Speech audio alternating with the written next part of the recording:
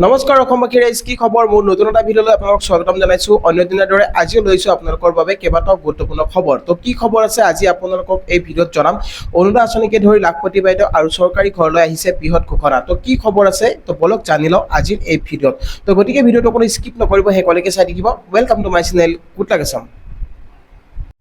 তো গাইজ প্ৰথমতে জনাব বিচাৰিছোঁ অৰুণোদয় আঁচনি। অৰুণোদয় আঁচনি আপুনি কিস্তি পালেনে? যদি আপুনি অৰুণোদয় কিস্তি পোৱা নাই তেনেহ'লে আপুনি কেনেকৈ লাভ কৰিব? আপোনাৰ এতিয়াও অৰুণোদয় কিস্তি সোমোৱা নাই নেকি? যদি আপুনি অৰুণোদয় ধন লাভ কৰা নাই তেনেহ'লে আপুনি কেতিয়া লাভ কৰিব আৰু কেনেকৈ লাভ কৰিব? চাওক, অৰুণোদয় আঁচনিৰ যিহেতু কিস্তি এতিয়ালৈকে বহুতো মহিলাই পোৱা নাই আৰু বহুতৰে নাম কৰ্তন কৰি দিয়া হৈছে। তো কিহৰ বাবে কৰ্তন কৰি দিয়া হৈছে? তো আপোনালোকক যদি জনাব বিচাৰিছোঁ, আপোনাৰ যদি প্ৰশেষত আপুনি ডকুমেণ্ট জমা কৰিছিলে বা আপুনি সকলোখিনি শুদ্ধকৈ যদি দিছিলে, আপোনাৰ মোবাইল নম্বৰ যদি সকলো ঠিকেই আছে তেনেহ'লে আপুনি নিশ্চয় লাভ কৰিব। আৰু যদি পোৱা নাই তেনেহ'লে আপুনি ক'ত যাব লাগিব? তাৰ কাৰণে আপোনালোকক যিটো জনাব বিচাৰিছোঁ, অৰুণোদয় আঁচনিৰ বহুতো মহিলাৰ নাম কৰ্তন হৈছে। তো অৰুণোদয় আঁচনিৰ পৰা আপোনাৰ যদি নামটো কৰ্তন হৈছে তেনেহ'লে আপুনি ক'ত জানিব পাৰিব? তো প্ৰথম কথাটো হ'ল কি, আপুনি অৰুণোদয় আঁচনিৰ ধন যদি পোৱা নাই, বহু দিনৰ পৰা আপুনি পোৱা নাই, বা নহ'লে এই মাহত আপুনি পোৱা নাই বা আগৰ মাহত আপুনি পাইছিলে, বা আপোনাৰ নামটো যদি কৰ্তন কৰি দিছে তেনেহ'লে আপুনি পঞ্চায়তত যাওক আৰু পঞ্চায়তত গৈ আপুনি চেক কৰক আপোনাৰ নামটো আছেনে নাই। আপুনি জীৱিকা সখী বাইদেউক লগ কৰক, তেখেতসকলে যিহেতু গম পাব যে তেখেতসকলৰ হাতত এখন যিটো লিষ্ট আহিছে বা সেই লিষ্টখন আপোনালোকে চেক কৰক আপোনাৰ নামটো আছেনে নাই। তো তাৰ পৰা আপোনাৰ নামটো কৰ্তন হৈছে নেকি, কিহৰ বাবে কৰ্তন কৰি দিয়া হৈছে। যদি আপোনাৰ ইনকাম 4 লাখতকৈ যদি ওপৰত আছে তেনেহ'লে কিন্তু আপুনি অৰুণোদয় আঁচনিৰ ধন নাপায়। আৰু আপোনাৰ ৰেচন কাৰ্ড যদি ঘৰত 2খন বা 3খন আছে তেনেহ'লে আপুনি নাপাব। আপোনাৰ ঘৰত এখন ৰেচন কাৰ্ড হ'ব লাগিব আৰু 4জন মেম্বাৰ হ'ব লাগিব, তেতিয়াহে আপুনি অৰুণোদয় আঁচনি ধন লাভ কৰি থাকিব। আৰু প্ৰথম কথাটো হ'ল কি, আপুনি যেতিয়া অৰুণোদয় আঁচনি ডকুমেণ্ট জমা দিছিলে আপোনাৰ আধাৰ কাৰ্ডখন আপুনি ৰেচন কাৰ্ডৰ লগত লিংক কৰিছিলে নে নাই? যদি আপুনি লিংক কৰা নাই তেনেহ'লে আপুনি লিংক কৰিব লাগিব, আৰু লিংক নাথাকিলে আপুনি হয়তো নাপাব পাৰে। আপোনাৰ নামটো আধাৰৰ লগত, আপোনাৰ যিখন ৰেচন কাৰ্ডত নাম আছে আপোনাৰ আধাৰৰ লগত ছেম হয় নে নহয় সেই বস্তুটো আপোনালোকে চেক কৰিব। যদি আপোনাৰ ক'ৰবাত নাম যদি আপোনাৰ মিষ্টেক থাকে তেনে ক্ষেত্ৰতো আপোনাৰ নামটো হয়তো কাটি দিয়া হয়। বা আপোনাৰ যদি আপোনাৰ ইনকাম যদি বেছি থাকে 4 লাখতকৈ ওপৰত তেনে ক্ষেত্ৰত কিন্তু আপুনি নাপাব। আৰু আপোনাৰ ঘৰত যদি আপোনাৰ 2-3জন যদি মহিলাই আপোনালোকৰ ঘৰৰ ভিতৰতে যদি লাভ কৰিছে অৰুণোদয় ধন তেনেহ'লে কিন্তু আপুনি নাপায়। আপোনালোকৰ ঘৰত এজন হ'ব লাগিব, এজন হ'লেহে আপুনি লাভ কৰিব। আপোনালোকৰ ঘৰত ওৱান মেম্বাৰ আপোনাৰ এটাই হ'ব লাগিব কাৰ্ড, ৰেচন কাৰ্ড, আৰু এখন আপোনালোকৰ ৰেচন কাৰ্ড, আৰু লগতে 4জন মেম্বাৰ আপোনালোকৰ একেলগত হ'ব লাগিব, তেতিয়াহে আপুনি অৰুণোদয় ধন লাভ কৰি থাকিব। আৰু প্ৰথম কথাটো হ'ল কি, যিবিলাক দুখীয়া লোক আছে, যিবিলাক দুখীয়া শ্ৰেণীৰ লোক, একেবাৰে আৰ্থিক অৱস্থা বেয়া, তো তেনেকুৱা লোকৰো মহিলাৰ যিহেতু নাম কৰ্তন কৰি দিয়া হৈছে। তো আপোনালোকে ভয় খাব নালাগে, যিহেতু ইয়াৰ বাবে চৰকাৰে যিটো প্ৰচেষ্টা চলাই আছে, যিসকলৰ নাম কাটি দিয়া হৈছে সেইসকলক পুনৰ ঘূৰাই দিয়া হ'ব অৰুণোদয় আঁচনি। তো আপুনি তাৰ বাবে আপুনি পঞ্চায়তত খবৰ কৰিব লাগিব আৰু আপুনি জনাব লাগিব যে আপোনাৰ নামটো কাটি দিয়া হৈছে, বা আপুনি একেবাৰে আৰ্থিক আপোনালোকৰ অৱস্থা একেবাৰে বেয়া, আপুনি প্ৰমাণ দেখুৱাব লাগিব। আৰু আপুনি তেতিয়াহে আপোনাৰ ঘৰত হয়তো ভেৰিফিকেশ্যন কৰিব আহিব পাৰে টীম, জীৱিকা সখী বাইদেউ হয়তো আহিব পাৰে, আহি আপোনালোকৰ ঘৰ চাব পাৰে। তেতিয়া তাৰপিছত আপোনালোকে অৰুণোদয় আঁচনি লাভ কৰিব পাৰিব। আৰু নতুন লিষ্ট যিহেতু আপোনালোকক ক'ব খুজিছোঁ, এতিয়ালৈকে কোনো ধৰণৰ নতুন লিষ্ট ক'তো দিয়া নাই। তো আপোনালোকে পঞ্চায়তত গৈ খবৰ কৰিব, তাতে আপোনালোকে তালিকা চাব পাৰিব। আপোনাৰ যদি নামটো আছে তেনেহ'লে আপুনি অৰুণোদয় আঁচনি নিশ্চয় লাভ কৰিব পাৰিব। আৰু আপোনাৰ এইবাৰ যদি কিস্তি লাভ কৰা নাছিলে, যিসকল পুৰণি হিতাধিকাৰী আছে, যদি আপুনি পুৰণি হিতাধিকাৰী হয়, এই মাহত আপুনি যিটো আপোনালোকক কিস্তি দিয়া হৈছিলে 10 তাৰিখে, তো 10 তাৰিখে বহুতো মহিলাই লাভ কৰা নাই, তাৰপিছতে কিছুমানে লাভ কৰিছে আৰু কিছুমানে পোৱা নাই। যিসকলে পোৱা নাই সেইসকলে কমপ্লেইন কৰক আপোনালোকে পঞ্চায়ত অফিচত, নিশ্চয় আপোনালোকে লাভ কৰিব পাৰিব অৰুণোদয় আঁচনি। আৰু নতুনসকলক যিহেতু এবাৰ অৰুণোদয় আঁচনি দিয়া হ'ব, যিসকলে প্ৰশেষত জমা দিছিলে ডকুমেণ্ট, তো বিহুৰ পিছতে আপোনালোকে যিটো অৰুণোদয় আঁচনি লাভ কৰিব পাৰিব। বিহুৰ পিছতে বহুতো মহিলাৰ নাম আহিব আৰু সেইসকলে লাভ কৰিব অৰুণোদয় আঁচনি। আপোনাৰ যেতিয়া নাম আহিব, আপোনাৰ লিষ্টত নাম আহিলেহে আপুনি লাভ কৰিব। আৰু আপোনাৰ মোবাইল নম্বৰ যদি ভুল হৈ আছে আপোনালোকে আপডেট কৰক। আপডেট আপুনি অফিচত গৈ আপোনালোকে জনাব লাগিব যে আপোনাৰ কি বস্তু আপোনাৰ ভুল হৈ আছে, কি মিষ্টেক হৈ আছে। যদি আপোনাৰ মিষ্টেক থাকে তেনে ক্ষেত্ৰত আপোনাৰ নামটো হয়তো আপোনালোকৰ নাহিব পাৰে। তো আপোনালোকক যিটো মই ক'ব খুজিছোঁ, আপোনাৰ চিন্তা কৰাৰ কাৰণে, যদি আপুনি যোগ্য হয় তেনেহ'লে যিটো মুখ্যমন্ত্ৰীয়ে কৈছে সকলো মহিলাকে দিম বুলি, যিসকলে প্ৰশেষত ডকুমেণ্ট জমা কৰিছিলে সকলো মহিলা লাভ কৰিব। তাৰে ভিতৰত হয়তো 2-এটা নাম কৰ্তন হ'ব পাৰে। আপোনালোকে যিটো সেই বস্তুটো আপোনালোকে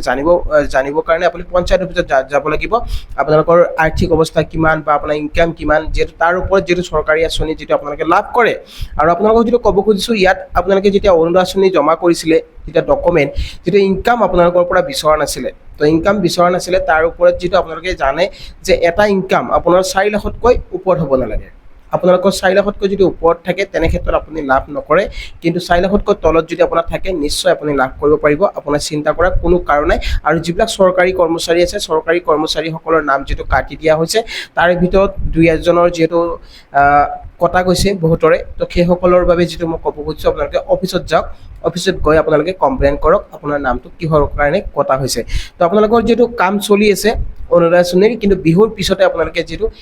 আপোনালোকে ফাইনেল লিষ্ট আপোনালোকে চাব পাৰিব আৰু তাতে আপোনালোকে খবৰ কৰিব লাগিব পঞ্চায়তত খবৰ কৰিলেহে সেই বস্তুটো আপোনালোকে জানিব পাৰিব তো গাইজ নিশ্চয় বুজি পালে তো চিন্তা কৰাৰ কাৰণে যদি আপোনাৰ সকলো ঠিকে আছে 2 দিনতে আপোনাৰ পইচা যিটো সোমাই যাব আৰু আপোনালোকৰ পইচা সোমাইছে কিছুমানৰ সোমোৱা নাই যিসকলৰ সোমোৱা নাই সেইসকলে যিটো পঞ্চায়তত গৈ আপোনালোকে এখন এপ্লিকেশ্যন লিখি পিনে দি দিব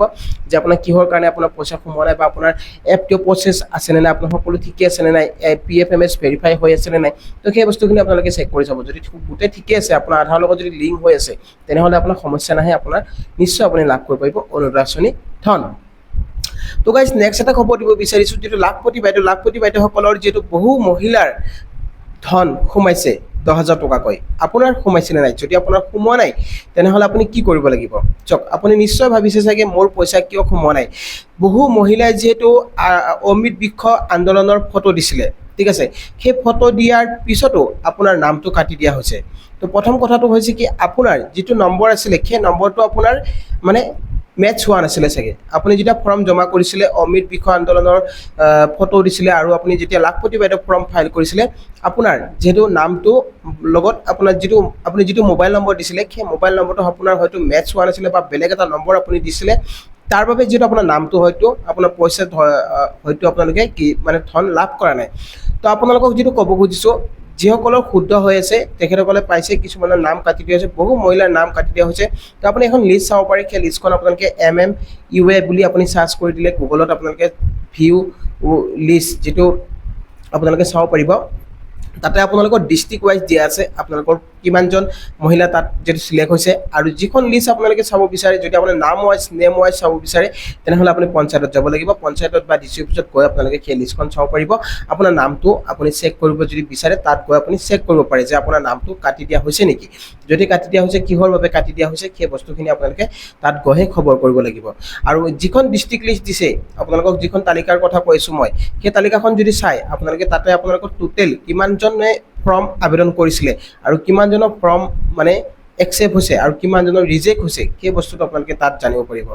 তো গাইজ আপোনালোকে নিশ্চয় বুজি পাইছে তো লাখপতি বাইদেউসকলৰ যিসকলৰ কিস্তি সোমোৱা নাই আপোনালোকে এতিয়াতো যিহেতু আপোনালোকে হয়তো নাপাব পাৰে কিন্তু বিহুৰ পিছত হয়তো আপোনালোকে চাই ল'ব আপোনালোকে আপোনাৰ একাউণ্টত হয়তো আহি যাব পাৰে যিসকলক দিয়া নাই আপোনালোকক হয়তো দিব পাৰে কাম চলি আছে তো আপোনালোকে তাৰ বাবে অধৈৰ্য নহ'ব আপোনালোক কোনো ধৰণৰ প্ৰব্লেম আপুনি চিন্তা কৰিব নালাগে আপুনি পঞ্চায়তত গৈ এবাৰ খবৰ কৰি চাব আপোনালোকৰ পইচাটো কিহৰ বাবে অহা নাই যেটো মুখ্যমন্ত্ৰীয়ে সকলো মহিলাকে দিম বুলি কৈছিলে ব্যৱসায় কৰাৰ বাবে 10,000 টকা তো আপোনালোকে মাত্ৰ আপোনাৰ যেটো আপোনাৰ পঞ্চায়ত অফিচ আছে তাতে গৈ আপোনালোকে এবাৰ খবৰ কৰি চাব ঠিক আছে তো তাতে গলে আপুনি গম পাব যে আপোনাৰ পইচাটো কিহৰ বাবে সোমোৱা নাই তেখেতসকলে আপোনালোকক জনাই দিব পাৰিব আৰু আপোনালোকৰ লিষ্টখন যদি চোৱা নাই আপোনালোকে লিষ্টখন এবাৰ চাই ল'ব ঠিক আছে তো সকলো মহিলা লাভ কৰিব এই 10,000 টকা যেটো 10,000 টকা আপোনালোকক ব্যৱসায় কৰাৰ নামত দিম বুলি কৈছিলে তো সকলো মহিলাই এই ব্যৱসায় কৰিবৰ কাৰণে পইচাটো দিব সৰকাৰি যদি দিম বুলি কৈছে আপোনালোকক দিব হয়তো আপোনালোকৰ একাউণ্টত আপুনি এবাৰ চেক কৰি চাব আপোনাৰ একাউণ্টটো আপোনাৰ আধাৰ লগত লিংক হৈ আছে নে নাই আপোনাৰ এক্টিভ আছে নে নাই একাউণ্টটো সেই বস্তুটো আপোনালোকক ক্লিয়াৰ কৰি ল'ব যদি আপোনাৰ কোনো সমস্যা নাই আপোনাৰ পইচাটো একাউণ্টত আহি যাব আৰু যিসকলে পাইছে তো তেখেতসকলক যিহেতু ব্যৱসায় কৰিবৰ কাৰণে এই ধন দিয়া হৈছে আৰু আপোনালোকে ব্যৱসায় কৰাৰ পিছত নেক্সট আপোনালোকে আৰু 25,000 টকা আপোনালোকক দিম বুলি যেটো চৰকাৰে কৈছে তো আপোনালোকে চিন্তা নকৰিব আপোনালোকে নিশ্চয় এই ধন লাভ কৰিব পাৰিব আৰু যিসকলৰ পইচা সোমোৱা নাই আপোনালোকে পঞ্চায়তৰ পৰা খবৰ কৰি চাব তো গাইজ নেক্সট এটা খবৰ দিব বিচাৰিছোঁ যেটো ক'ব খুজিছোঁ চৰকাৰী ঘৰৰ যেটো জিঅ'টেক হৈ গৈছে ইতিমধ্যে তো আপোনাৰ জিঅ'টেক হৈছে নে নাই যদি আপোনাৰ জিঅ'টেক হোৱা নাই তেনেহ'লে আপুনি চৰকাৰী ঘৰ নাপায় তো আপোনাৰ ঘৰ জিঅ'টেক হ'ব লাগিব যদি জিঅ'টেক হৈছে তেনেহ'লে আপুনি লাভ কৰিব চৰকাৰী ঘৰ আৰু তাৰ কাৰণে আপোনালোকে ফাইনেল এখন লিষ্ট আপোনালোকে চাব পাৰে যিসকল পুৰণি হিতাধিকাৰী আছে যদি আপুনি আগতে আবেদন কৰিছিলে যদি ধৰ আগতে 2-3 বছৰ আগতে আপুনি যদি চৰকাৰী ঘৰৰ বাবে আবেদন কৰিছিলে তেখেতসকলৰ যিটো এখন তালিকা ওলাইছে সেই তালিকাখন হৈছে আপুনি পঞ্চায়তত চাব পাৰিব পঞ্চায়তত তালিকা দি